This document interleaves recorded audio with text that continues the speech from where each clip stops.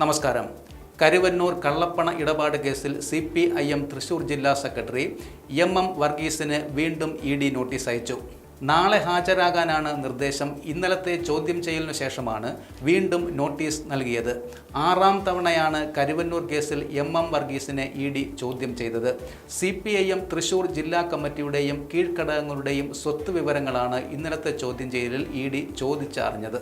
ആവശ്യപ്പെട്ട വിവരങ്ങൾ EDക്ക് കൈമാറിയെന്നും ഇനിയും വിളിപ്പിച്ചാൽ ഹാജരാകുമെന്നും ചോദ്യം ചെയ്യലിനു ശേഷം വർഗീസ് പ്രതികരിച്ചു.